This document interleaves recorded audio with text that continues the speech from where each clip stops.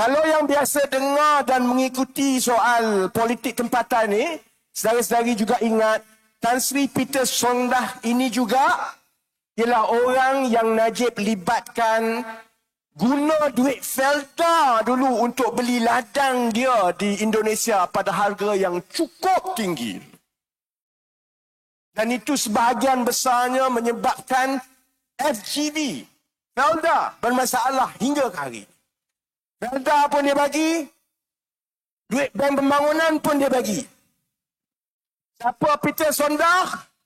Bukan orang Pekan, bukan orang Bukit Mertajam, bukan orang Ceruk Tok Kun, bukan Melayu pun, saudara-saudari. Tapi kawan baik Najib daripada Indonesia. Sebab apa saya bawa?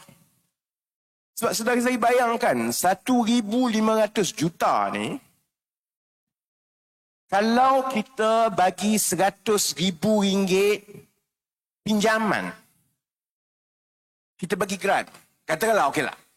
Pinjaman orang tak suka, bagi geran. Kita bagi geran 100,000, 100,000, 100,000. Kita bagi geran 100,000 kepada mahasiswa, anak-anak, orang tempatan yang nak mengusahakan industri pemakanan. 100,000. Banyak tu 100,000 nak tanam cili. 100,000 nak usahakan bawang. 100,000 nak tanam sayur. 100,000 nak pelihara udang. 100,000 nak cari formula untuk buat makanan ayam ikut cita rasa tempatan yang kamu pergi cari jagung. Itu asal. Ada ke kita dah 100-200 tahun, ayam kita masih makan cereal breakfast cornflake.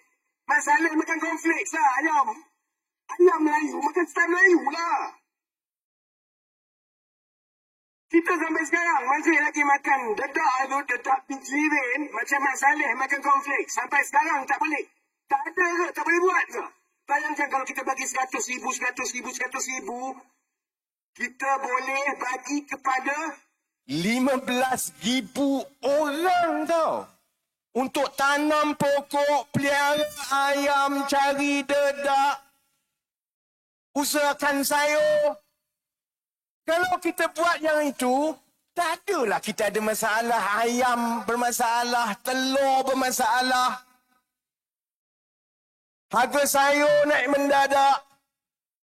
Sebab itu saya kata, oleh kerana Najib ni dah sakau banyak sangat, bila sebut 1,500 juta, orang rasa, alah apa sangat 1,500 juta. Tapi 1.5 bilion, 1,500 juta ini adalah jumlah yang cukup banyak yang kalau diuruskan dengan jujur dan baik, saudara-saudari, dia sebenarnya boleh banyak membantu anak muda, keluarga masing-masing, menurunkan harga makanan. Sebab tu UMNO Barisan Nasional sekarang, bila kita dah mula berkempen, dia tak tahu apa nak jawab. Sekejap dia maki hamun. Hari ni maki hamun, dulu maki hamun orang UMNO ni kat saya ni, kat Facebook panjang, macam-macam lah. Saya ingat dia dah putus asa dah, tak tahu nak maki hamun apa dah. Hari ni maki hamun dia pendek je, setan. Setan je dia bagi. Dia dah tak tahu nak panjang apa dah. Saya baca lawak, kau panggil aku setan? Dia nak jawab tak boleh. Dia maki hamun. Paling hebat dan paling cerdik lah. Dia kata, alah kamu ni pembangkang, hanya tahu mengkritik. Kamu tak ada ke jalan penyelesaian. Bodoh bin Bahlul kali kedua. Inilah penyelesaian dia.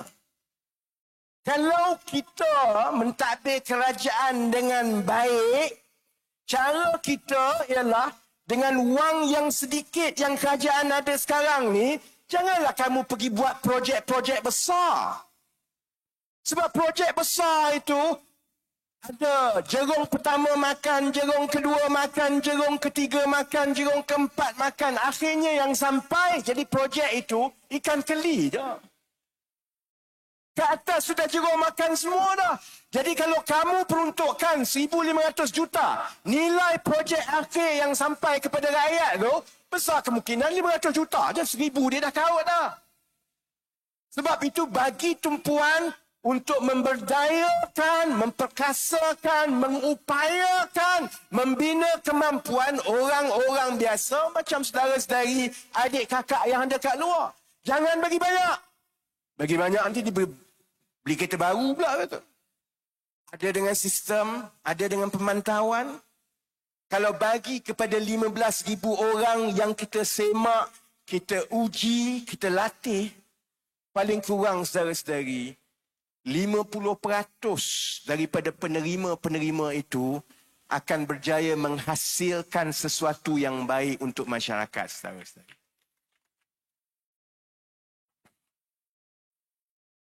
Sebab itu kita akan terus bentangkan. Izzah ada sebut tadi tentang kami akan tumpu 5 perkara saja. 5 perkara ni sebab dia cukup penting untuk rakyat biasa. Kita bincang pasal soal makanan, macam mana kita nak menambah bekalan makanan kita pada harga yang baik. Sebab soal kenaikan harga barang dan harga makanan ini, dia bukan salah pengguna-pengguna macam kita. Sebab setakat ini, jawapan daripada kerajaan ialah, kalau harga barang mahal, harga telur mahal, kurangkanlah makan telur. Sebab itu Zuna kata, ialah kalau kos sara hidup naik, kurangkanlah hidup, matilah. Dia bukan soal permintaan saudara-saudari. Dia soal bekalan yang tidak mencukupi. Sebab itu kalau kita nak perbaiki, kita mesti cari jalan macam mana menambah perbekalan sumber makanan tempatan secepat mungkin. Ada cara, ada perkara yang boleh dibuat segera.